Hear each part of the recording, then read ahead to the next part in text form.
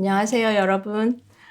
오늘 13번째 강의 시작하려고 합니다. 오늘 주제는 용서에 대한 것이에요. 살다 보면 우리가 갈등 상황에서 되게 좀 딱딱한 용어이지만 가해자가 될 때도 있고 피해자가 될 때도 있는데 그 최종적인 그 화해 단계 또는 회복의 단계까지 가려면 그게 간단한 문제는 아니더라고요. 그래서 우리 일상에서 교회 안에서 또 신앙을 가진 사람이 실제로 사랑하라고 하는 예수님의 메시지, 우리 기독교의 메시지 때문에 용서도 사랑의 언어로 그냥 일치시켜서 여러 가정 살피지 않고 사랑하라, 그냥 용서하라 이렇게 얘기될 때가 많아서 불편한 상황이 좀 일어나고 화해도 결국 일어나지 않는, 회복도 일어나지 않는 그런 경우가 많아서 뭐 신학이라는 말 붙일 것까지 있을까 싶지만 용서의 신학 뭐 이런 얘기를 이번 강의에서 좀 해볼까 해요.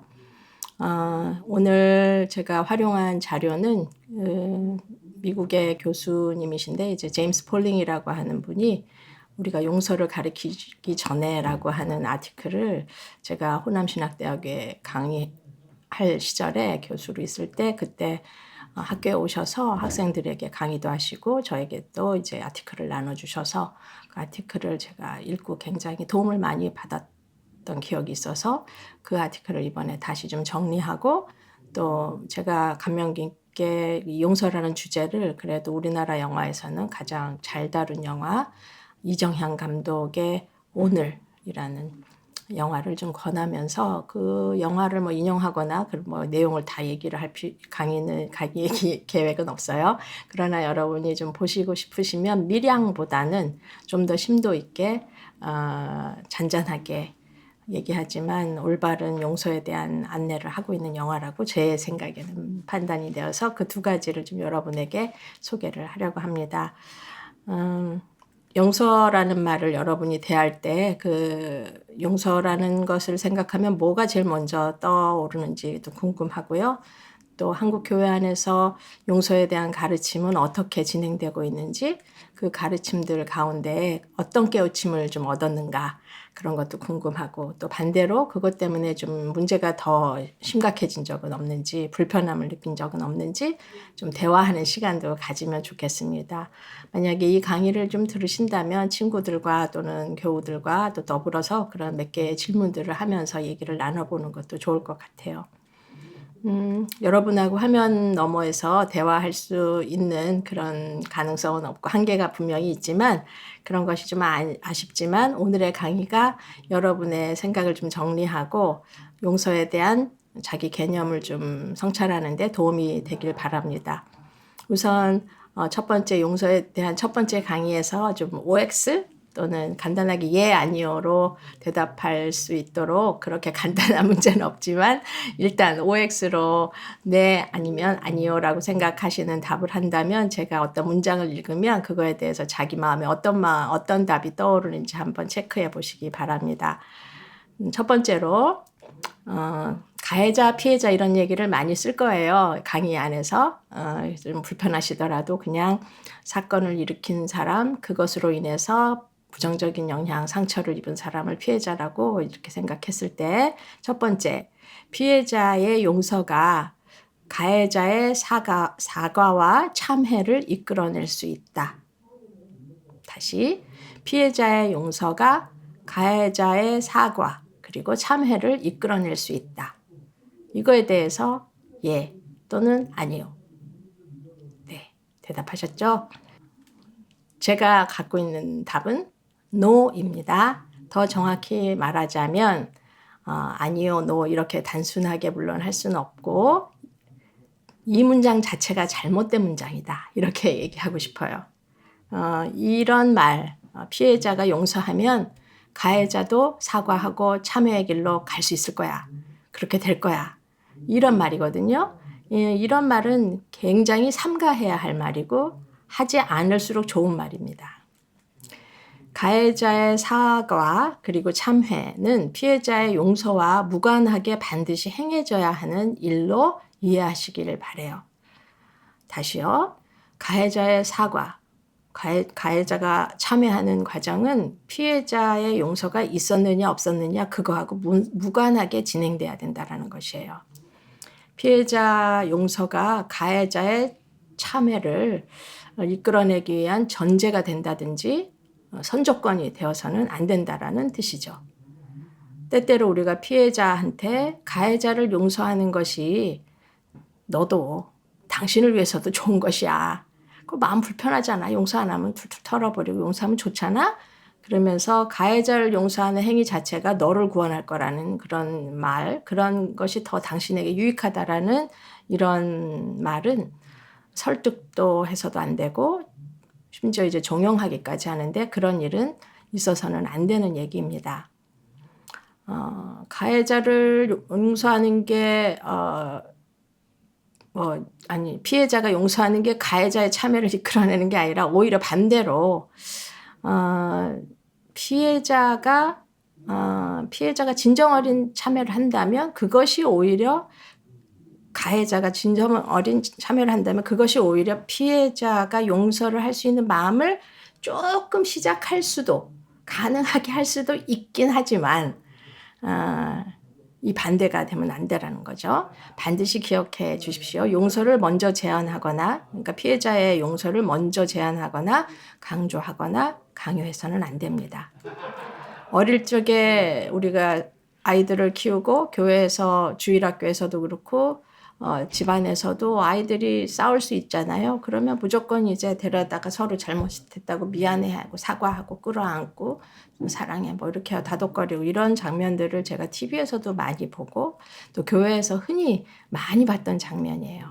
이런 기계적 사과 그리고 외부의 그 설명 없이 자기가 어린이지만 동의할 수 없는 사과 또 용서 미안해 괜찮아 사과해 미안해 괜찮아 이런 기계적인 과정이 실제로 우리 성인이 되었을 적에도 용서에 대한 개념을 흐리게 하는 기초 부정적인 습관이기 때문에 이런 부분들은 어린이 교육에 있어서도 굉장히 소중한 개념으로 다뤄져야 합니다.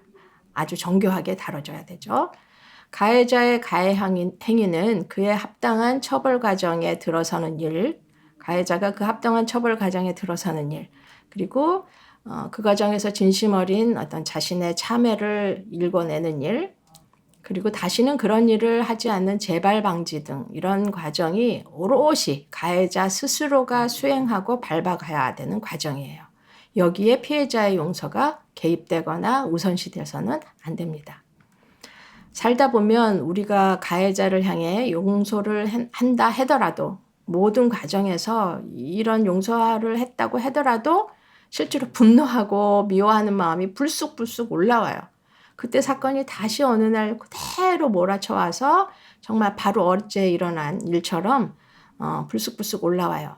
그런데 너무 서투르고 빠른 너무 서두른 용서가 실제로 이루어져야 된다고 계속 외부에서 강요했을 때 그렇게 해서 어쩔 수 없이 용서를 했을 때 또는 용서를 하지 못한다고 버티고 있는 자기의 상황에서 보면은 실제로 이런 것들에 대해서 굉장히 또 자책하게 되고 미안한 마음을 스스로 가게 되고 난 이거밖에 안 되나? 뭐 이런 생각까지 들게 하죠.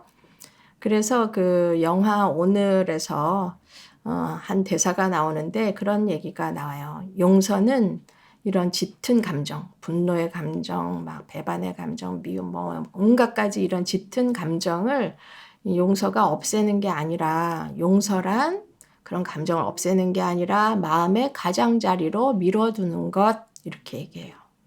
그러니까 언제든지 다시 우리 마음속에 중심으로 들어올 수도 있는 일이라는 거예요. 상처는 그런 거고 과거의 피해 상황이나 폭력 같은 것들이 개입된 상처나 피해의 경험은 잊혀질 수도 없는 거고 때때로 마음 가장자리에 밀어둔다 하더라도 언제든지 우리 안에 올 수 있는 일인데 그런 것들에서 털어버리기 위해서 네가 행복해지려면 용서부터 해야 된다라고 하는 것은 있을 수 없는 전제예요. 그래서 당신이 만약에 이 화면을 보고 계신 여러분이 만약에 피해자라면 용서를 하기 위해서 여러분의 마음을 서두르지 마시길 바라요. 용서할 사건과 상황, 그거에 따라 그 시간이 그에 알맞게 흘러갈 수 있도록 내버려둬야 돼요. 그런 시간이 많이 필요해요. 오히려 그런 용서가 가능해질까? 불가능하기까지도 해요. 오로지 그 생각은 여러분 자신만이 알 수 있어요. 아, 이 정도면 나 좀 시작해도 돼. 이 정도는 그 정도의 어떤 용서의 제스처를 해도 돼. 말을 해도 돼. 이런 거는 여러분만이 아실 수 있고 여러분이 정할 수 있어야 합니다. 그런 당신은 옳아요. 그 시기를 늦춘다고 해서 이상한 사람, 빨리 했다고 해서 더 쿨하고 멋진 사람, 그렇게 생각해서는 안 돼요. 어떤 생각을 하고 지금 어떤 마음을 가지고 계시든지 당신은 옳아요. 당신에게는 용서하지 않을 자유가 있다는 것을 기억하기 바랍니다. 그리고 만약 이 화면을 보는 여러분이 가해자의 입장이라면 그 피해자의 반응 행동이라든지 그 이후에 상황이 어떻게 진행되고 있는지 그거에 대해서 추이를 바라보면서 자기 행동을 하지 마시고 진정한 참회와 사과의 과정으로 빨리 움직일수록 좋다라는 얘기를 이 정도에서 할 수 있어요. 그리고 이제 두 번째 예 아니요 문장 또 말씀드릴게요. 두 번째, 피해자가 가해자를 용서하고 가해자가 다시 공동체로 복귀하는 것이 사건의 종결 지점이다.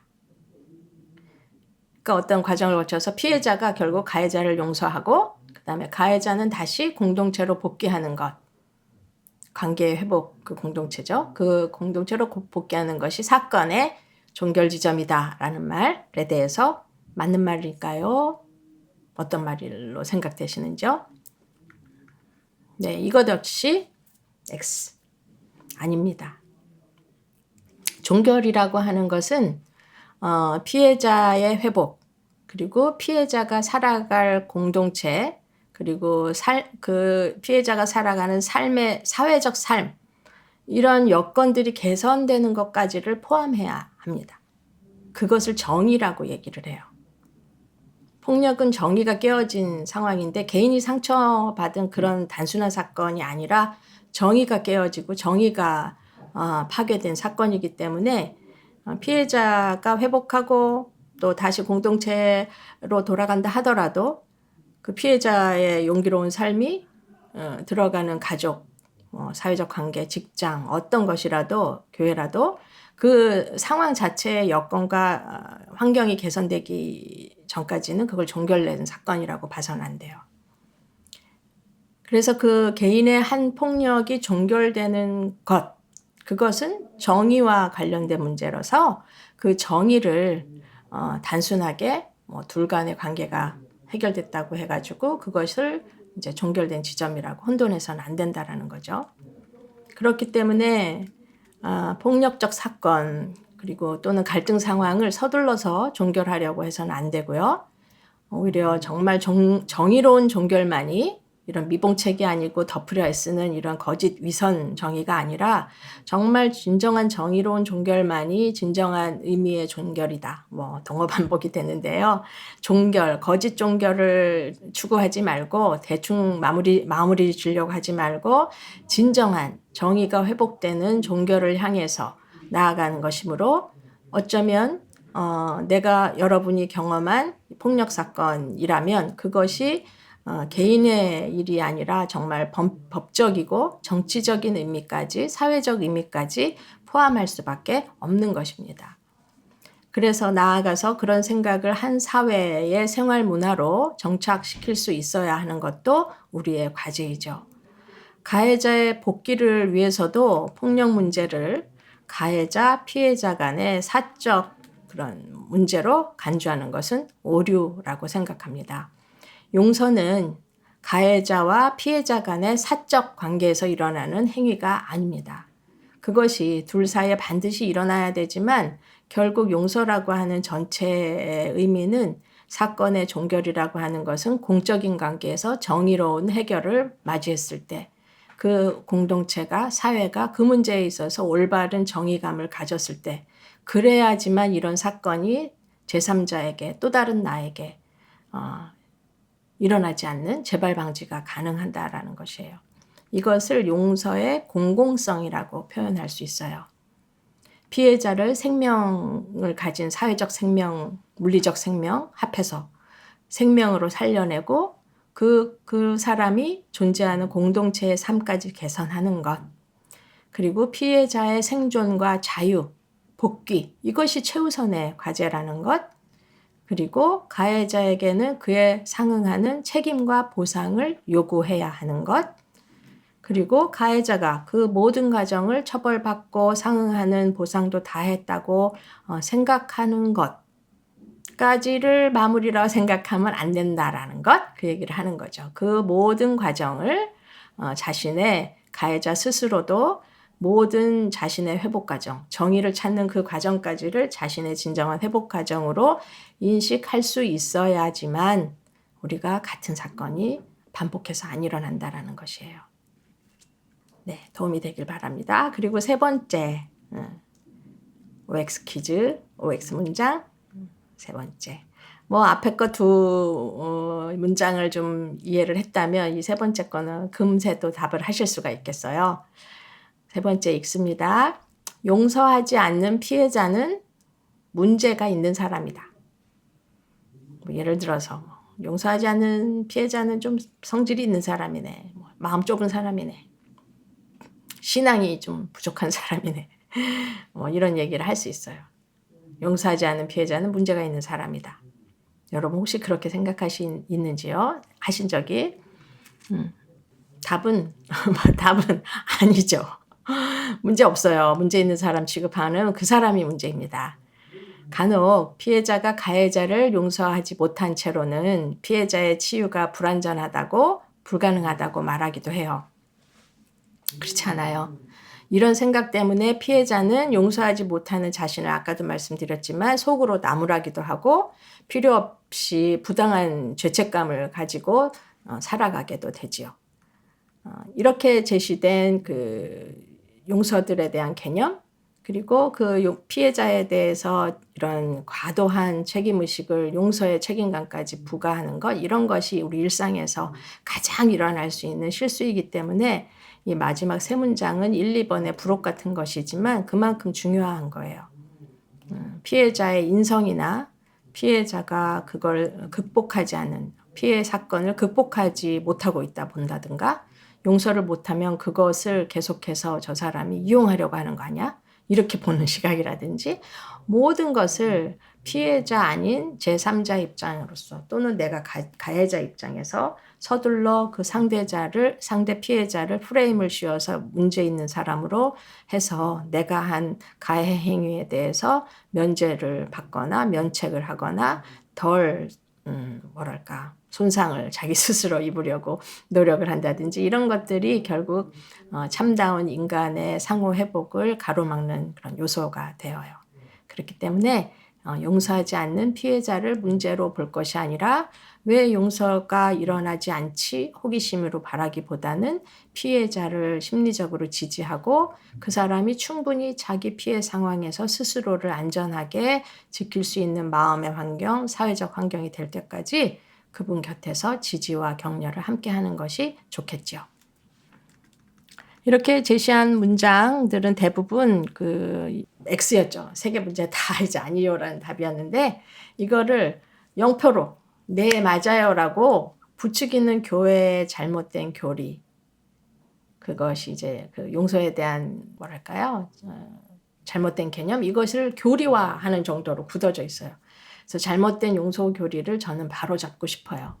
물론 저는 저의 개인적인 얘기이기도 하지만 실제로 용서의 신학을 얘기하고 용서를 얘기하는 많은 전문가들, 신학자들은 이런 내용들을 동의하고 있다고 저는 봐요.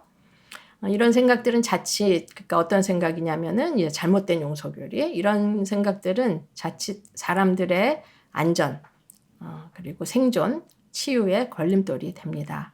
주로 피해자에게는 더 그렇겠죠. 이런 가벼운 용서들이 가해자에게조차 유익한 것이 아닙니다. 가해자가 스스로가 다 참여하고 사과하고 뭐든지 다 하겠다 하고 약속하고 선언하고 맹세를 하더라도 폭력이 근절되는 경우는 매우 드뭅니다. 그렇기 때문에 거기에 대해서 교회는 매우 주의 깊게 끝까지 함께 동행을 해야 되고, 또 만약에 그렇게 가해자가 모든 것을 참여하고 다 했다 하더라도 그 다음에 또다시 폭력이 다시 재발했다. 그럼 그때는 어떻게 해요? 교회가 잘못 가리킨 것도 회개하고 다시 이제라도 늦지 않았다라고 다시 정의까지 포함한 모든 용서와 참회, 가해자의 참회, 그리고 뭐 피해자 용서는 나중 문제고, 그런 가해자의 참된 참회와 정의로운 해결 지점까지 교회는 신앙적으로 신앙인이기 때문에 더 깊숙이, 더 자세히, 더 분명하게 얘기하고 돌볼 수 있어야 합니다. 다음 강의는 교회에서 흔히 잘못된 용서 교리로 일반화된 용서의 개념을 좀 자세히 좀 나눠서 용서의 종류에 대해서 좀 나눠보고, 이 용서는 요 정도에 해당하는 거구나, 아니 이런 건 이거구나, 이런 정도. 그래서 용서의 종류에 대한 강의로 다음 강의를 이어보겠습니다. 경청해 주셔서 감사합니다.